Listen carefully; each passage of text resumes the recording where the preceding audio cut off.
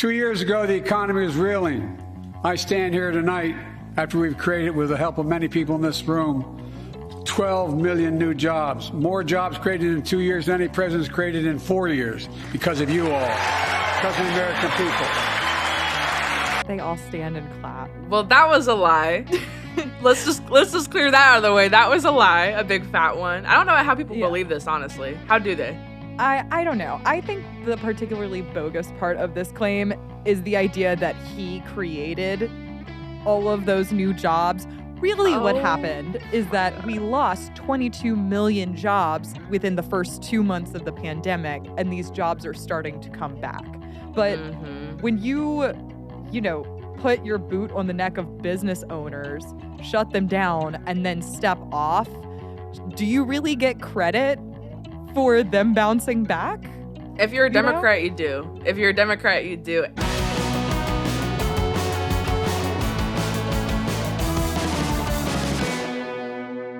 Hey everyone, and welcome back to the Re-Education Camps. This is Undoctrination. I'm Maggie. And I'm Olivia. And this week, we are doing the Lord's work. While everybody was watching the Super Bowl or preparing for the Super Bowl, I was sitting in a separate room listening to Joe Biden's State of the Union address. Thank you for your sacrifice. Yes, to review with Olivia for all of you so you don't have to go back and watch it. I do have a confession to make, however. This is the first speech I have really watched of his entire presidency because I get kind of uncomfortable watching him stumble through speeches. It did seem, however, that he did a decent job. I think he had a really good team of speechwriters. However, I made it about 30 minutes in and had so much content to talk about that I was like, we can cut it here. We've got 11 minutes of footage to react to from just 30 minutes. Of just him messing up? There's just so many bogus claims, right? So I think he did better than what I've seen in clips of him speaking from over the past 2 years. I think, for whatever reason, this night he was doing a decent job and he probably had a lot of prep time. Joe Biden spoke for over an hour, which is very impressive for him. So that is. Yeah, but today we're going to be reacting to some wild economic claims made by Biden and his speechwriters. A lot of them have to do with taking credit for good things that have been happening over the past couple months as a result of, stepping away from locking things down. A lot of things naturally kind of bounced back a little bit after the COVID lockdowns. So he does take a lot of credit for that, but he also kind of sweeps a lot of the failures of his administration under the rug. Of course. And doesn't really talk about a lot of the things that people are going through right now. A lot of people are concerned about the economy entering a recession. I know I am. But Maggie, he signed the Inflation Reduction Act where inflation has been reduced. I know. Well, we'll get into it. But he starts out the speech by making a particularly bogus claim. So let's go ahead and watch that. Folks, the story of America is a story of progress and resilience, of always moving forward, of never, ever giving up. It's a story unique among all nations. We're the only country that has emerged from every crisis we've ever entered stronger than we got into it. Look, folks, that's what we're doing again. 2 years ago, the economy was reeling. I stand here tonight after we've created, with the help of many people in this room, 12 million new jobs. More jobs created in 2 years than any president's created in 4 years because of you all, because of the American people. They all stand and clap. Well, that was a lie. Let's just clear that out of the way. That was a lie, a big fat one. I don't know how people believe this, honestly. How do they? I don't know. I think the particularly bogus part of this claim is the idea that he created all of those new jobs. Really, what happened is that we lost 22 million jobs within the first 2 months of the pandemic, and these jobs are starting to come back. But when you put your boot on the neck of business owners, shut them down, and then step off, do you really get credit for them bouncing back? If you're a Democrat, you do. If you're a Democrat, you do. And I don't even believe that the Bureau of Labor Statistics numbers on that are actually correct. I don't even think it's 12 million jobs added back in that were already taken away. I mean, and during Q2 of last year, it was found that they lied. So the Bureau of Labor Statistics, and this was uncovered actually. That's right. crazy. This was ironically uncovered by the Federal Reserve Bank in Pennsylvania. So out of the 12 central banks, Pennsylvania was the one that actually pointed this out because they release this yearly or quarterly report, I believe, of the quarterly employment statistics collected by the Bureau of Labor Statistics from each state. And it found that the majority of the states actually vastly overstated the amount of jobs they had added back, meaning that the government officials, the bureaucrats in those states that are in charge of tallying up the employment numbers, they lied. They in turn lied to the Biden administration, and the Biden administration in turn lied to us. So in the second quarter of the last year, which is like the around March, they said that they added 1.1 or 1.2 million jobs back into the economy. It was like 10,000. Joking. It was not even like a slight discrepancy. They overstated it by over 1 million. It was that bad. So for them to Biden to say now that he added 12 million jobs back into the economy, when in Q2 last year, he said he added 1 million and it was actually 10,000 and none of it was through the fault of his own. It was just COVID jobs coming back from being destroyed. I don't believe this for a second. And guys, go read my article on the Post Millennial about this actually, because I did a good deep dive into it. But yeah, this is all true. Olivia, look up the Federal Reserve Bank of Pennsylvania. They found this out. That is absolutely nuts because I didn't even catch that while doing research on this. There's so many lies it's almost impossible to catch. But yeah, the Biden administration has previously lied about jobs numbers, so I don't believe this for a second. Wow. Yeah. And again, how can you take credit for creating jobs when these are just simply business owners coming back after you crush them? Politicians gonna politic. Yeah, absolutely. Anyways, so he continues on and very soon after starts talking about all of the wonderful things his administration has done since coming into office about 2 years ago. There's a lot of talk in this speech about unity and bipartisanship. But what he means by bipartisanship is pretty interesting. Let's go ahead and roll the clip. We're often told that Democrats and Republicans can't work together. But over the past 2 years, we've proved the cynics and naysayers wrong. Yes, we disagreed plenty. And yes, there were times when Democrats went alone. But time and again, Democrats and Republicans came together to defend a stronger and safer Europe. It came together to pass once in a generation infrastructure law, building bridges connecting our nation and our people.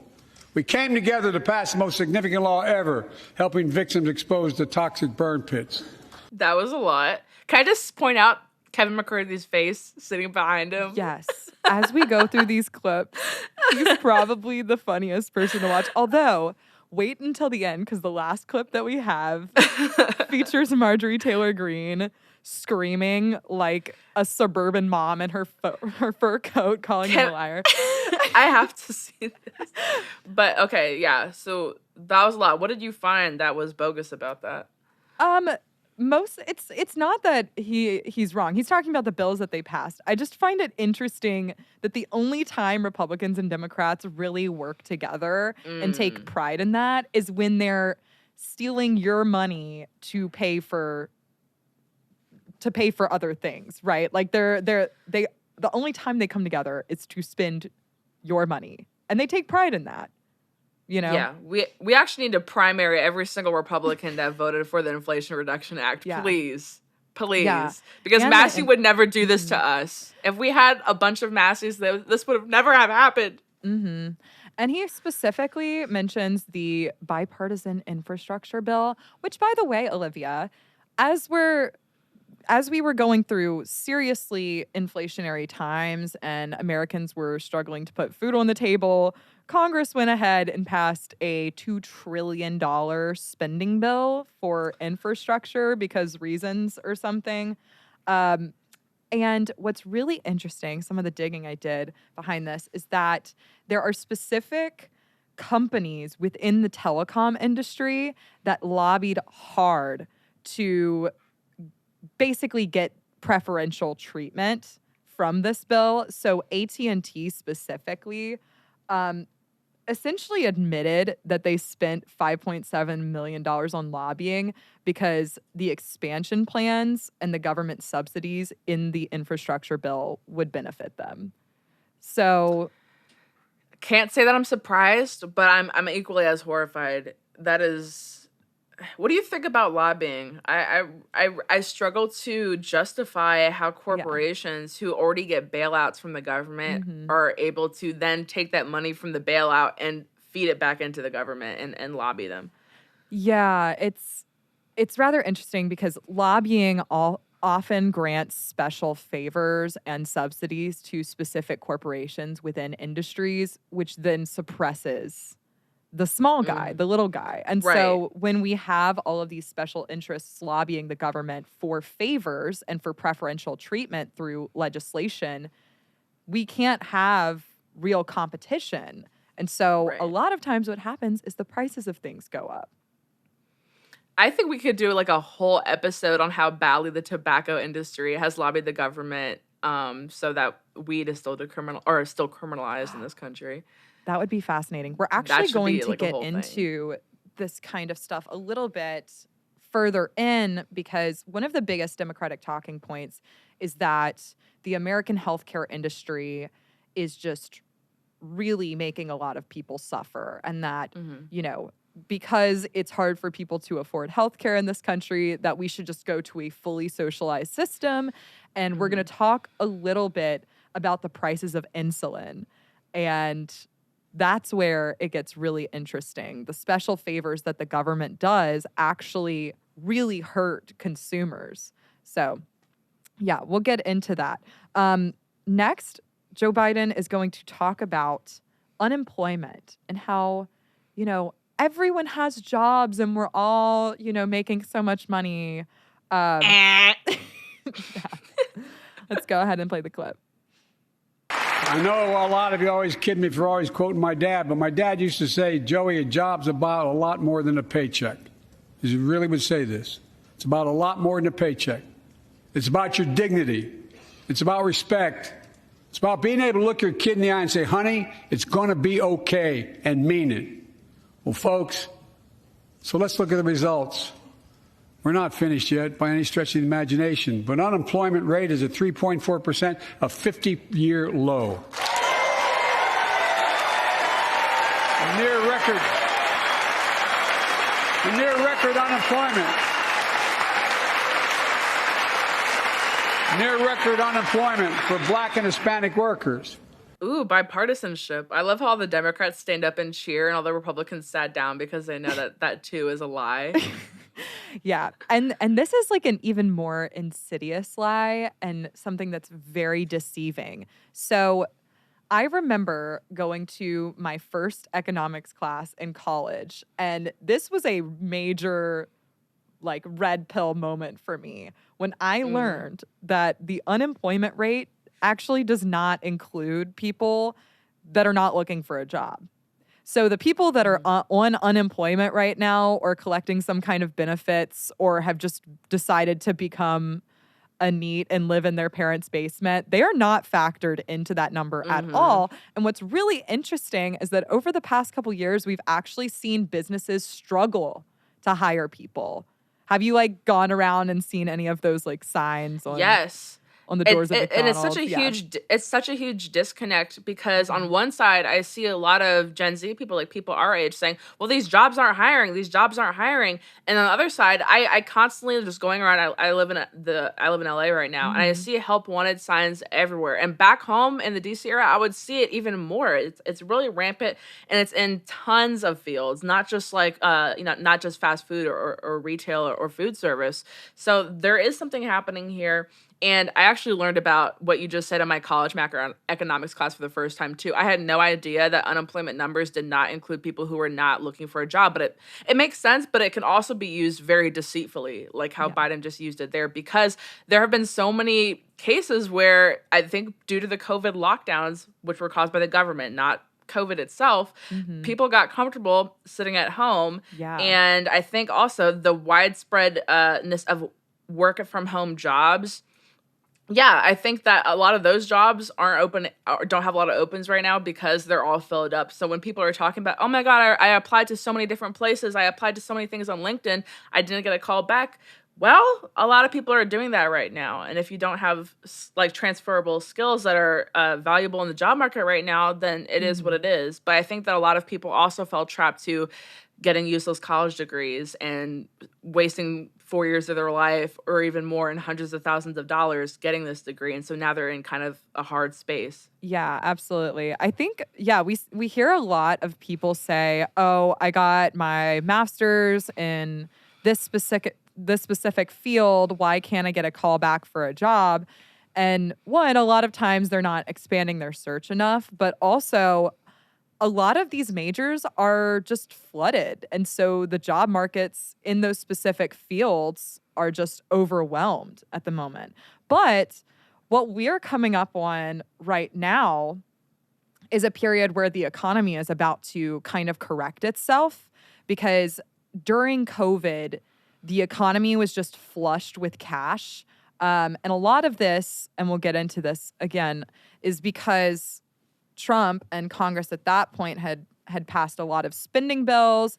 The Federal Reserve was just printing money like, there was no tomorrow. The interest rates were at zero. So a lot of companies had a lot of cash flow and a lot of money to hire people. But now that the Federal Reserve has agreed to stop flooding the market with cash and artificially inflating it, now we're going to see some of those jobs rolling back. And this is the result. All the PPP loans, all those they PPP dried up. Loans. They dried up. And I actually did want to interject a little bit to give any advice, because I don't want this to come across to the viewers or listeners as, haha, you're broke, you can't get a job. Because they're out there, they exist. But I will say that there is a hidden job market that's not on LinkedIn, it's not on Facebook, it's not on the internet, because I'm mostly self-employed right now, but I do have part-time jobs and 1099 freelance contracts that I do for a bunch of different things.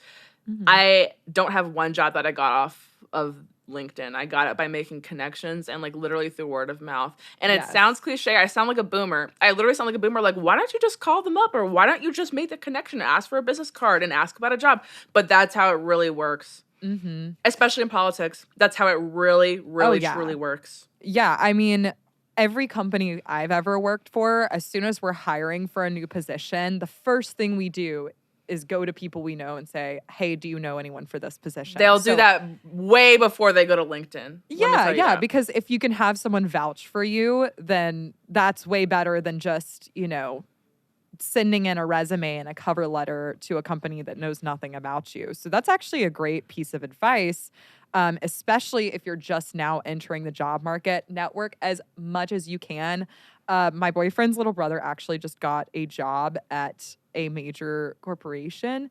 And the way he did it was he was on LinkedIn, but how he got the job and did it through networking with LinkedIn is he just would set up calls with people on LinkedIn and then ask them to refer him to someone else within the company. And he did that until he got to the person that would be able to give him a good referral. So, even if you're starting off with zero connections, there's a way to do it. But we're definitely entering a period where the job market is going to become really tight. And we haven't yet felt that in all sectors of the economy, but definitely in the tech sector. I don't know if you've been paying attention to this. I have. Yeah, the layoffs, they are rolling in. I was meeting with someone from Google the other week, and he told me just casually drops that you're a meeting from somebody from Google. Well, an acquaintance, a friend. And he told me Steve that Jobs.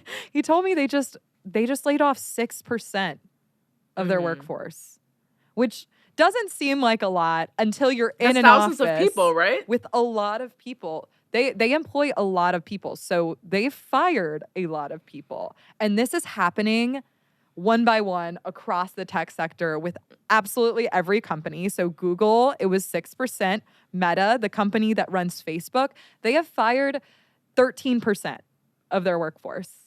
And a lot of this is just random. Like maybe that's just the people that are working there that are It's saying being that. perceived as random because it's so many people. Like, how could you Yeah. possibly go through thousands of people and be like, okay, this person's adding, this person's taking away? Like, entire departments were shut down. It was, I saw it.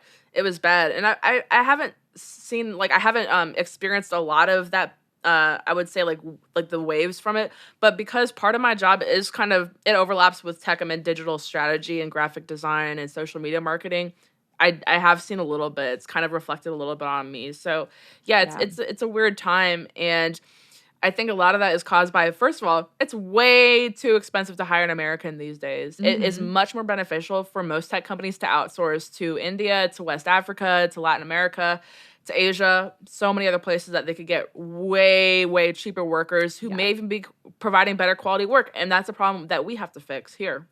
Have you heard of this concept called soft hiring? No. These I've heard of soft millennials quitting or are quiet like quitting. obsessed with all of these soft employment concepts. Right. Like, Stop. I'm done. This must be a TikTok term, but please explain it to me. so essentially what's going on is, yes, you're completely right. A lot of these companies find it way too expensive to hire workers in America. And a lot of this is because you're taking on new payroll taxes and you're taking on all of the like start off costs with hiring someone new. You have to train them. There's this time. So what they're doing is either hiring contract workers, outsourcing, giving more responsibilities to the workers they already have. And like, I'm sure all of us can feel that. Like, for me, workload has just become a lot more recently. Or they're transferring people to new jobs within the same company, which is kind of crazy. So I do think. Oh my God, wait, I'm just realizing they tried to do that to me.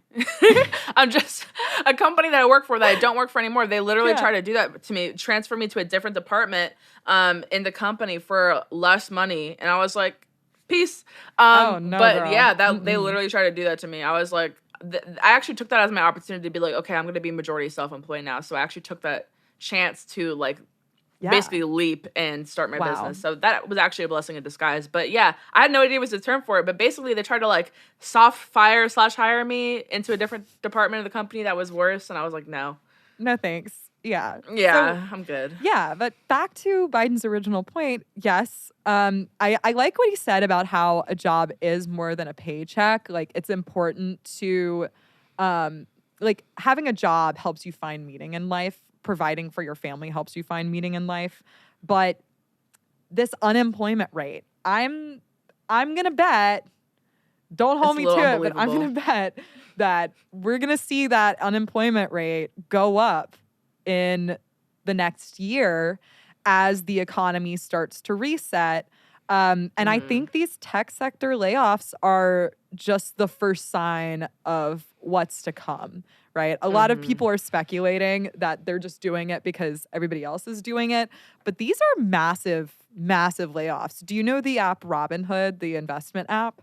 Yes. Yeah. They just laid off 23% of their workforce. Yeah.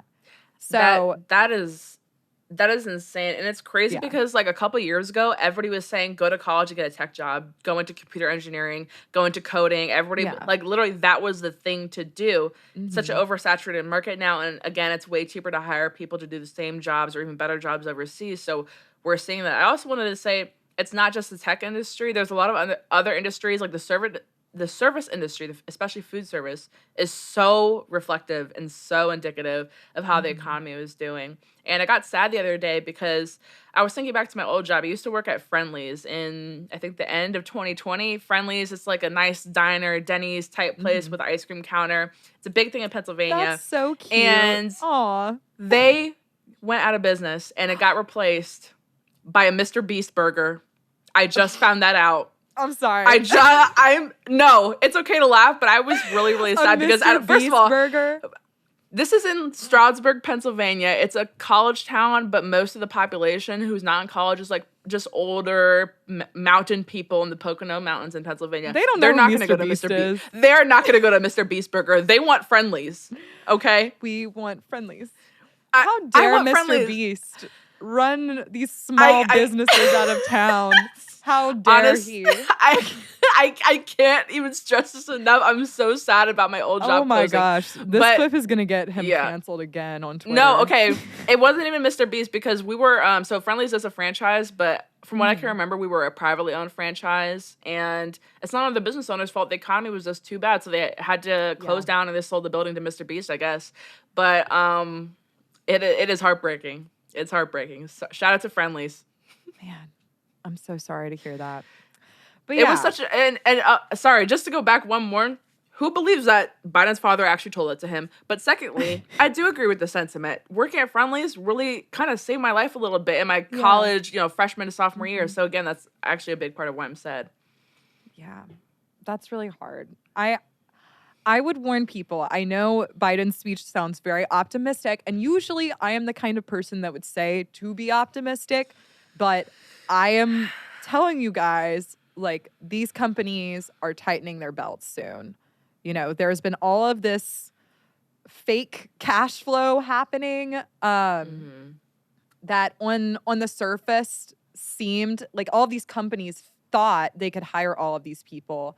Now that the Federal Reserve is starting to print less and less money, times are going to get a little hard. And I definitely would expect more layoffs to start coming down the pipeline, not just in the tech sector. I think it's going to get kind of rough for a lot of Americans out there. In general, this is not just with jobs. Like, I think the housing market's going to start coming back. Oh, it's going to crash soon, soon. too. It's going to crash soon, which I'm happy about because, I mean, we should be happy about it because we're about to be like house buying age in a few years, right? Mm-hmm. Yep. It's going to crash. My boyfriend plans to buy a house soon, so I'm like, it's going to crash. And that's when we're going to have the money, right? I know. But for everybody else, it's that horrible. sucks. It sucks for everybody else. Yeah. Yeah. It So is. Gen Z, It is save definitely. your money.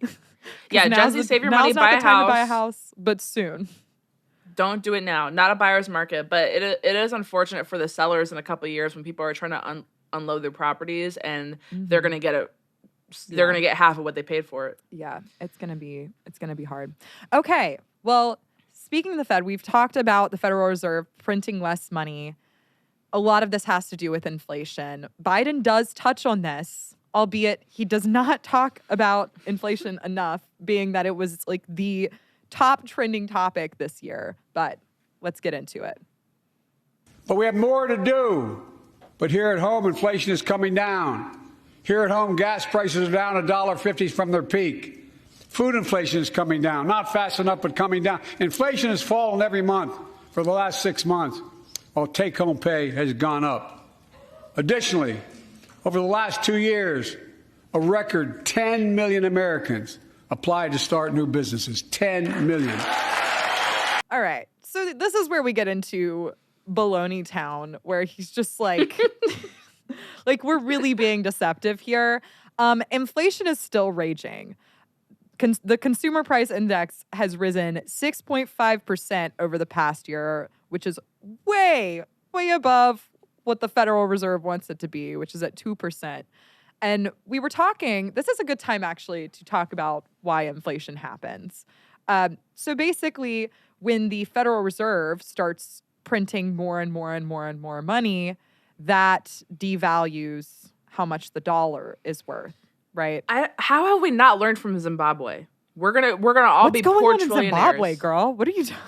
Girl, what's happening? Have you seen the Zimbabwean inflation? They have like $1 trillion bills. No, but guess what? It is crazy. That $1 trillion is absolutely insane. Yeah, They have been protests in the streets of Zimbabwe of people holding signs saying like starving billionaires, starving millionaires, starving trillionaire, because they have cash. They have billions of dollars, but it's worth nothing. Wow. Yeah, I mean, the same thing is happening in Argentina. I'm actually going there for about a month in 6 weeks, I think. Love that which for is you. really exciting. But yeah, inflation has been out of control over there, and the economy is just an absolute wreck, which, you know, I'm guessing the government realized that them just pumping tons and tons and tons of money into the economy couldn't last forever. Who would have thought? And they decided to slow down and pull back a little bit on that. But pumping all of this money into the economy is how the government decides to, get it running again. So that's why they were doing it during COVID and over the past 2 years. But this got way out of hand, which, we all saw at the pump, at the grocery stores. Grocery prices are still very, very high. The only reason it's coming down is because the Federal Reserve said, okay, we're gonna start pulling back a little bit on printing all of this money, which is going to cause the interest rate to rise. This is going to tame inflation, but what it's also going to do is cause a market reset. So the market, buyers and sellers, have been operating under the assumption that there's all of this money out there, and the reality of what's happening is going to start setting in, which is why we're saying, a lot of companies are going to have to start making layoffs, and you'll probably see a correction in the stock market, And isn't this crazy that political scientists, economists, commentators, me, myself, and we were all saying this a couple years ago, don't shut down. I know it's going to lead to printing more money, more government spending. We're going to have inflation. And here we are. Because stuff was a little bit cheaper during COVID because businesses weren't getting as much. Flights were cheaper. Food at restaurants was cheaper. It was cheaper to eat out. That was a great time if you weren't scared of COVID and you were part of the 1% of people that was actually going out and enjoying life and stuff during that time. I think but both now it's of us horrible. were. And I was living life. I was having a hot girl summer and everything.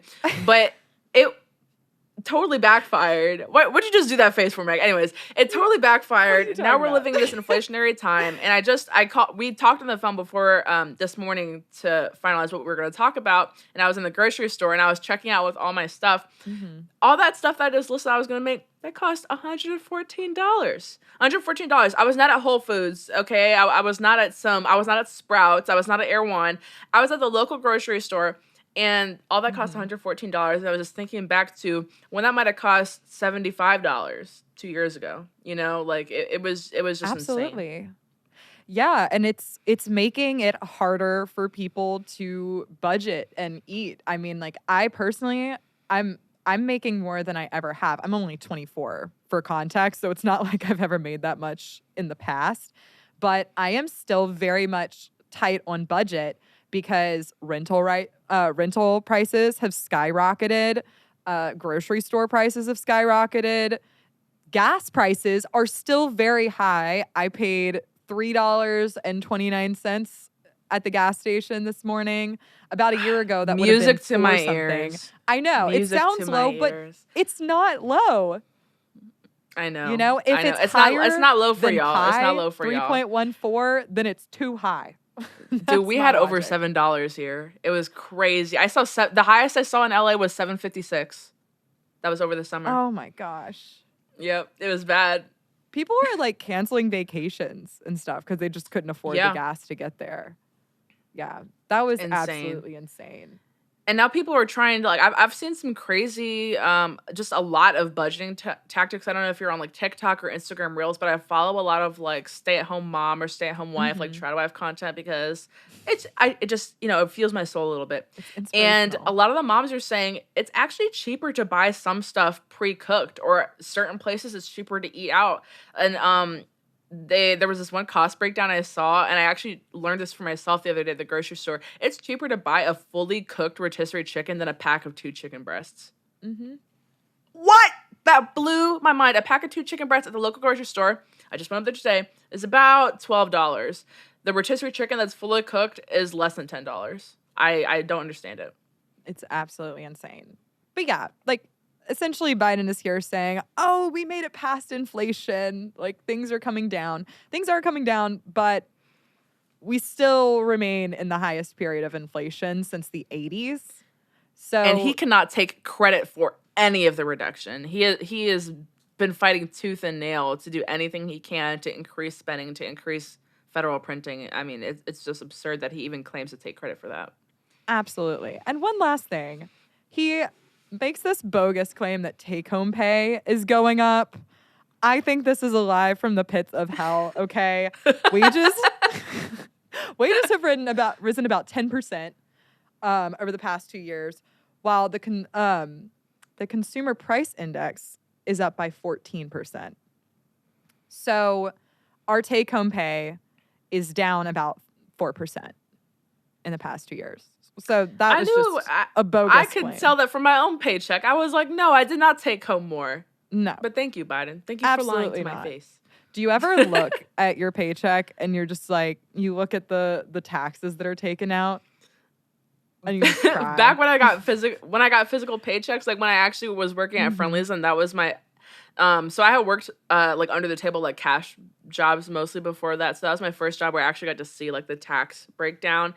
And I was already kind of a libertarian at then. That solidified my stance. I was like, what? And this kind of provides a great segue. I don't know what clip you have lined up next. But seeing what got taken out of my check for Social Security, knowing I will never see that money. I will never see the value of what I paid in, ever. Yeah. We're going to get into it. Just wait for it. I will tell you the story of my really cringe reaction to the first time I got a paycheck and saw what they took out in taxes. I'm excited. It's really bad. It's really bad. We can all laugh at me in a minute. But I did tease that we were going to talk about insulin prices. Joe Biden does talk about insulin prices. They recently started coming down because of some federal mandates. Let's get into it. This is, in my view, a blue-collar blueprint to rebuild America and make a real difference in your lives at home. For example, too many of you lay in bed at night like my dad did, staring at the ceiling, wondering what in God's name happens if your spouse gets cancer, or your child gets deadly ill, or something happens to you. What are you going to get money to pay for those medical bills? Or are you going to have to sell the house or try to get a second mortgage on it? I get it. With the Inflation Reduction Act that I signed into law, we're taking on powerful interests to bring healthcare costs down so you can sleep better at night with more security. You know, we pay more for prescription drugs than any nation in the world. Let me say it again. We pay more for prescription drugs than any major nation on earth. For example, 1 in 10 Americans has diabetes. Many of you in this chamber do, and in the audience. But every day, millions need insulin to control their diabetes so they can literally stay alive. Insulin's been around for over 100 years. The guy who invented it didn't even patent it because he wanted it to be available for everyone. It cost the drug companies roughly $10 a vial to make that insulin. Packaging and all, you may get up to $13. But Big Pharma has been unfairly charging people hundreds of dollars, $400 to $500 a month, making record profits. Not anymore. Not anymore.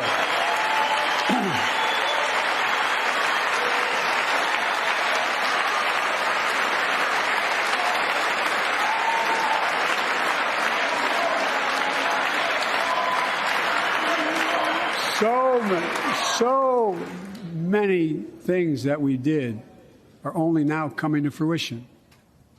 We said we were doing this, and we said we passed the law to do it, but people didn't know because the law didn't take effect until January 1 of this year. We capped the cost of insulin at $35 a month for seniors on Medicare. The people are just finding out. I'm sure you're getting the same calls I'm getting. Look, there are millions of other Americans who do not or are not on Medicare, including 200,000 young people with type 1 diabetes who need this insulin to stay alive. Let's finish the job this time. Let's cap the cost of insulin for everybody at $35. The reason these companies are charging such high prices for insulin is because the government is in bed with them. That's it. He knows that. Yeah, absolutely. And he says that the founder did not patent insulin. Well, that is true, but the current providers of insulin have been doing this practice called patent evergreening, in which they just make minor changes to the delivery device through which insulin is given.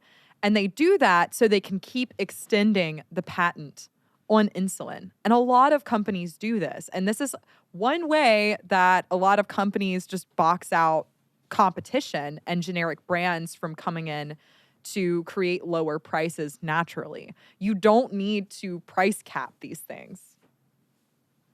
It is so insane. And it has the same effect as making really high minimum wages on states.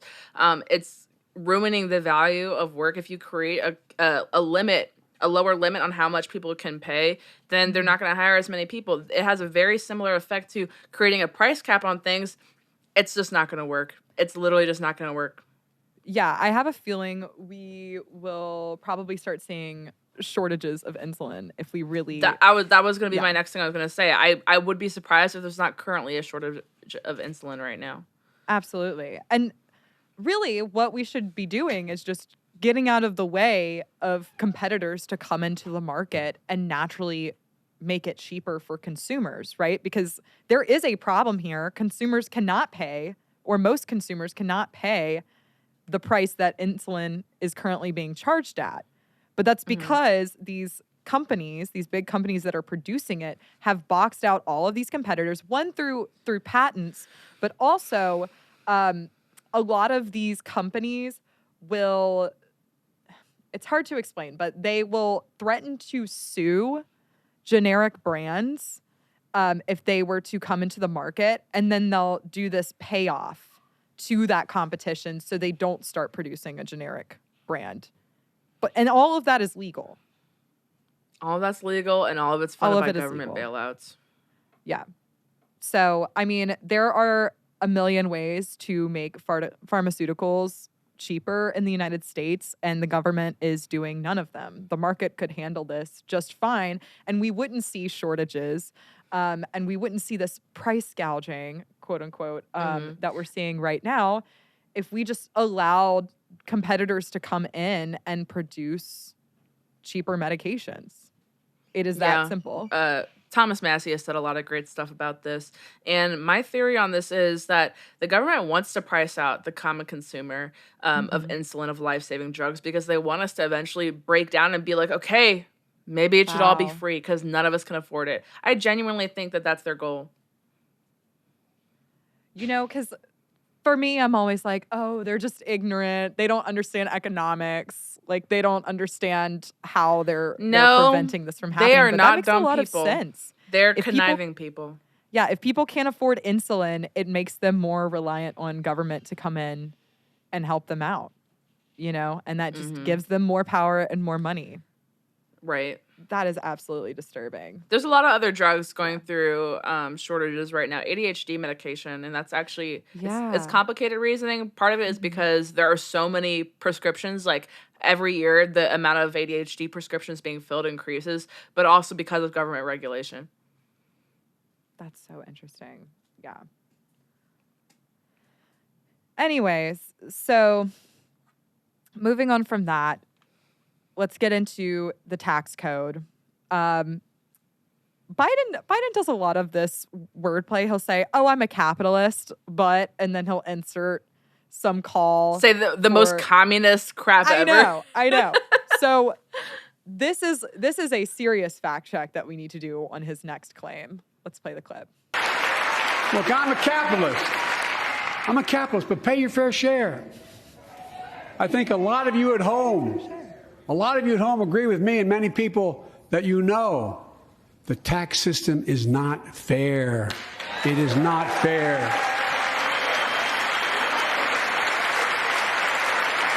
Look, the that in 2020, 55 of the largest corporations in America, the Fortune 500, made $40 billion in profits and paid zero in federal taxes? Zero? Folks, it's simply not fair. But now, because of the law I signed, billion-dollar companies have to pay a minimum of 15%. God love them. 15%. That's less than a nurse pays.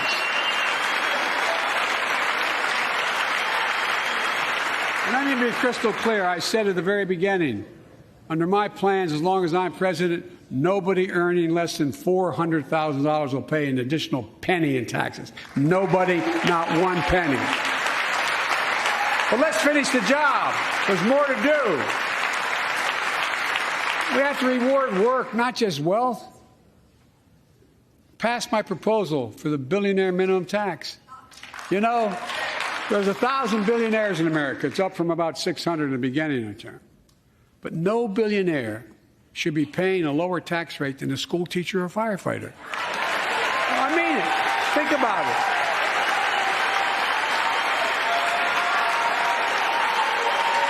I mean, look.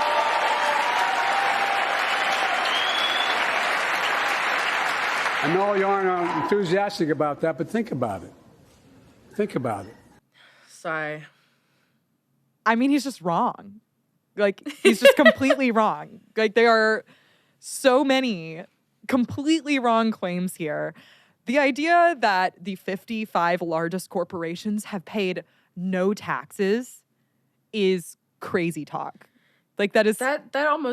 That almost made me have an aneurysm. First of I all, know. all these senators standing up and clapping, y'all wrote the tax code. Why are you complaining about the Right? tax code? Right? Y'all wrote the tax code.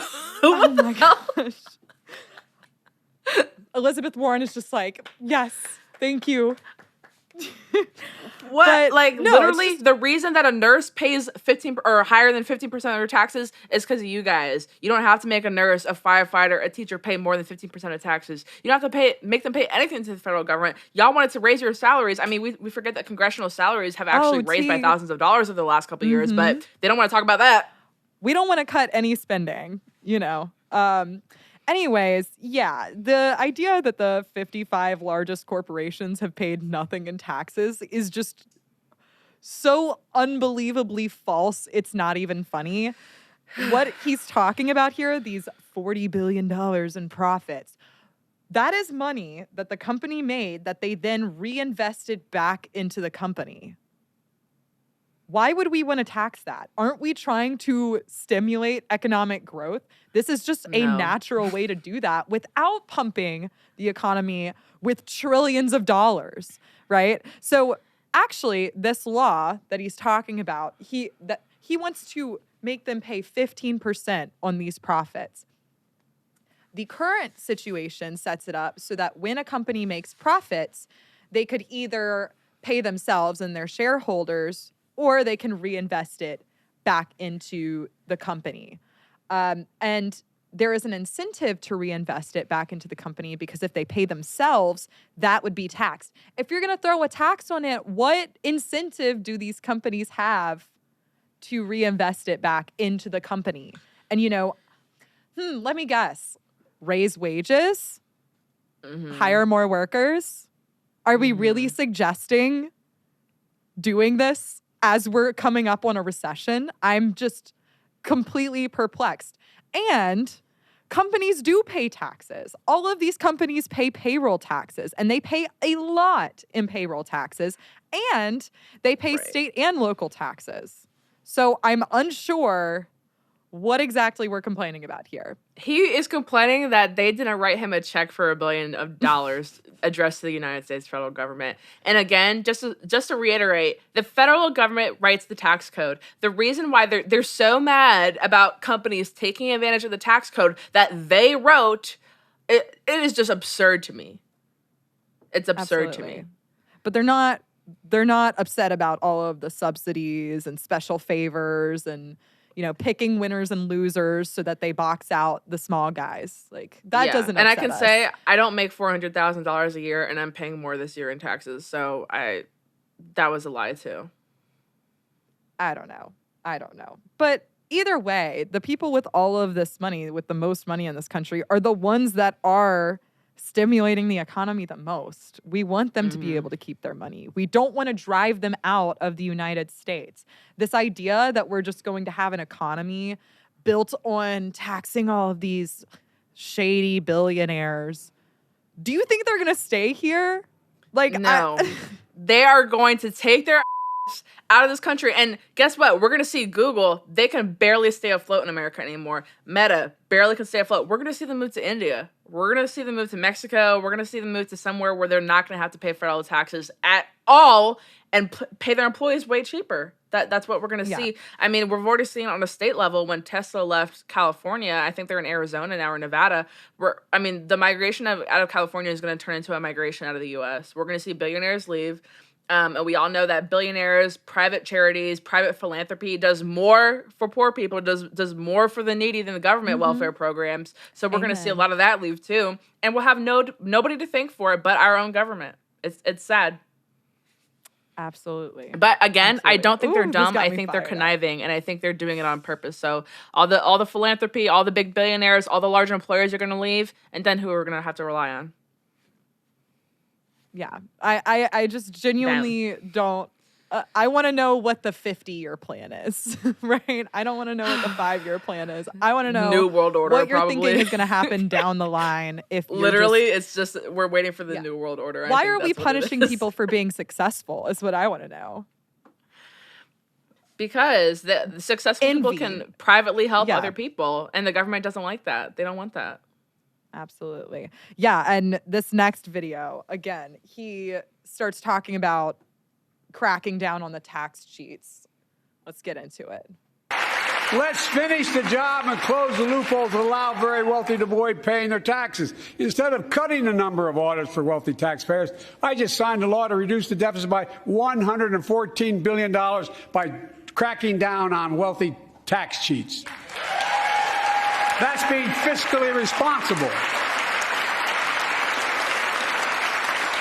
In the last 2 years, my administration has cut the deficit by more than $1.7 trillion, the largest deficit reduction in American history.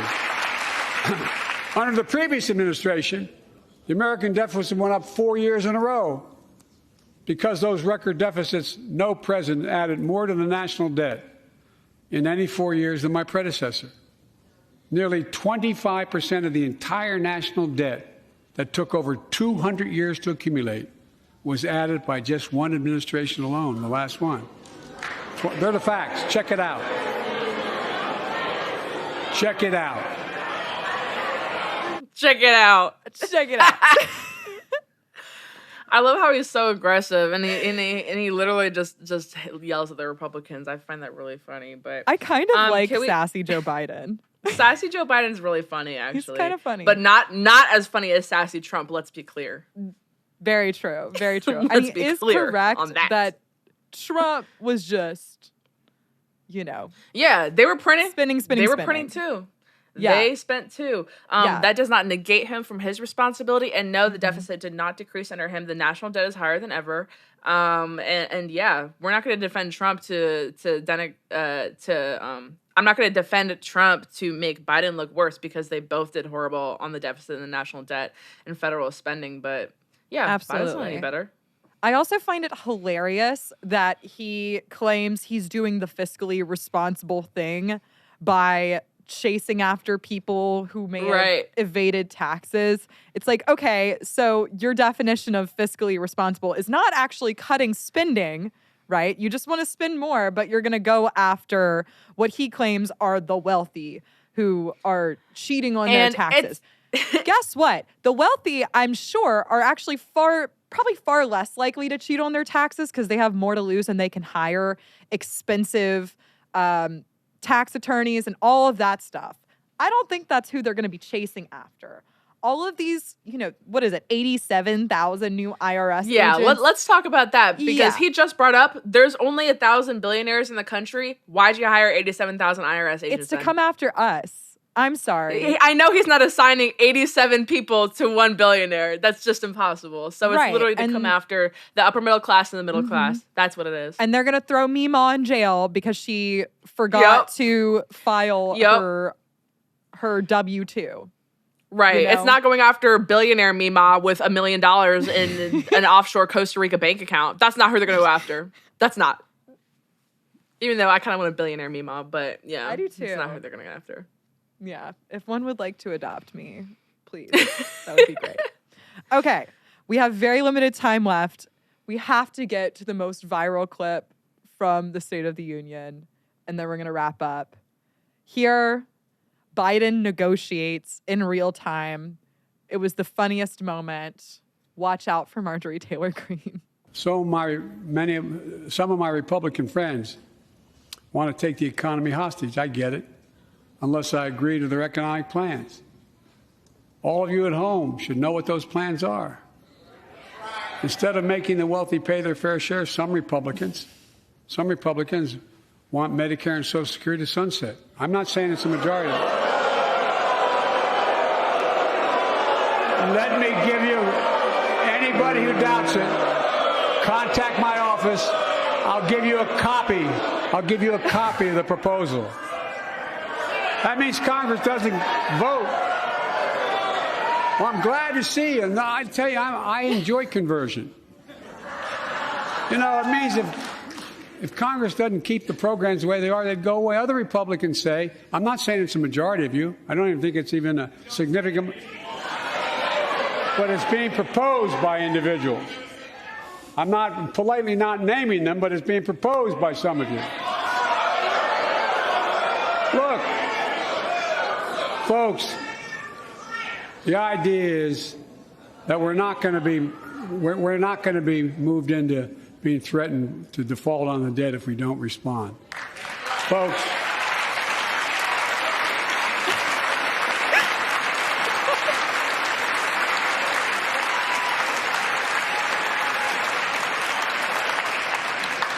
Folks, as we all apparently agree, Social Security and Medicare is off the books now, right? They're not to be stopped. All right.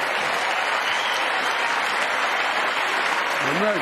I love Mike Lee's face. He was doing the meme where it's like, what?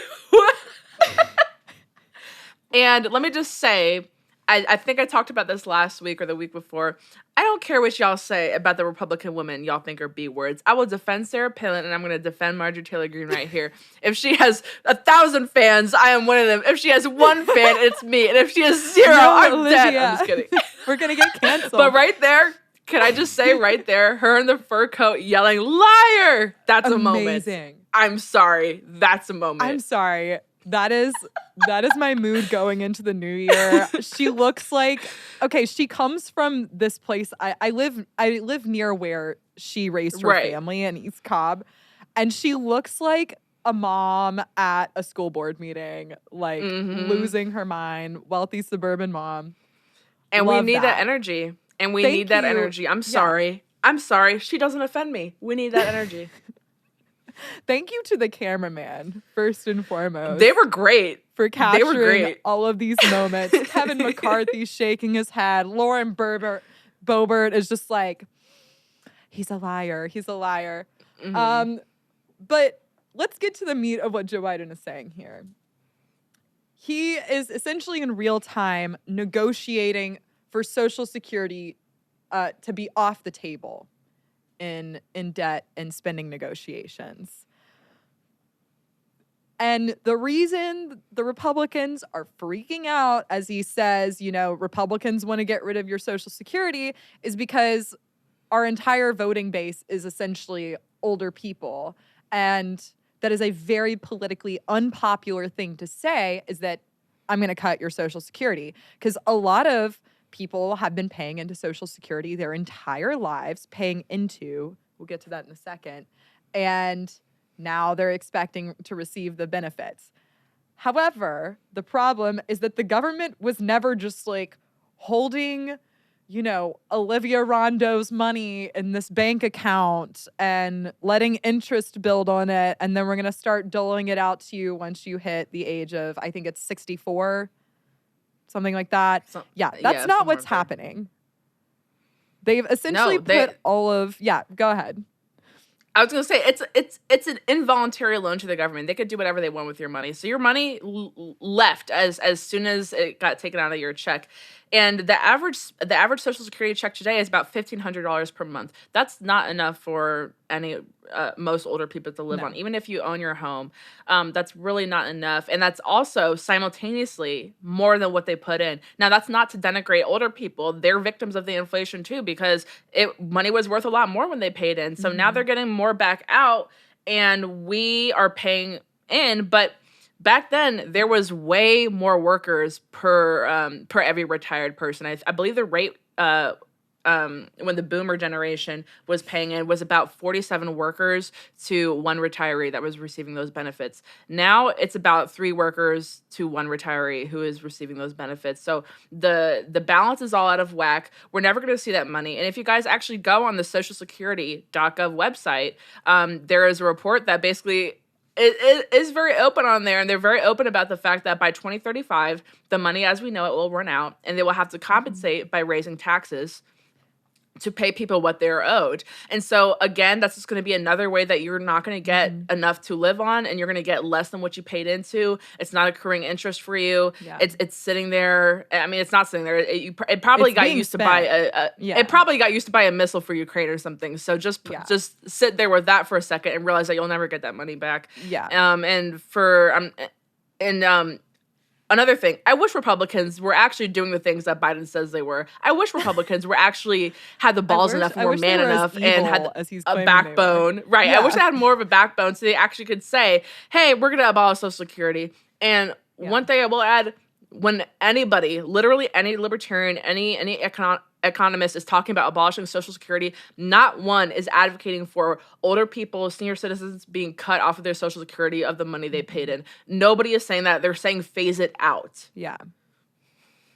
Or make it voluntary. Because I don't imagine if either of us or you, the listener, were to keep all of the money that both you and your employer are putting into Social Security, and you were able to put that into a retirement account and accrue interest on it, that would give you a lot more in your old age to spend. Like, by the time we are retiring, not only will they have raised taxes to fund it, you will probably be getting less money. That is what they're going to have to do. We simply are not putting in enough to get. Even if we got paid the same money, let's say we got $1,500 a month, that's going to be worth nothing 50 years from now.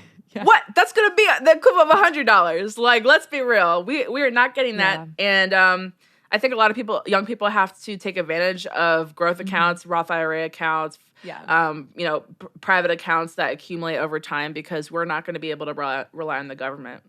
Don't be a victim. Sad, but okay. Don't be a victim. Start saving, please. Seriously.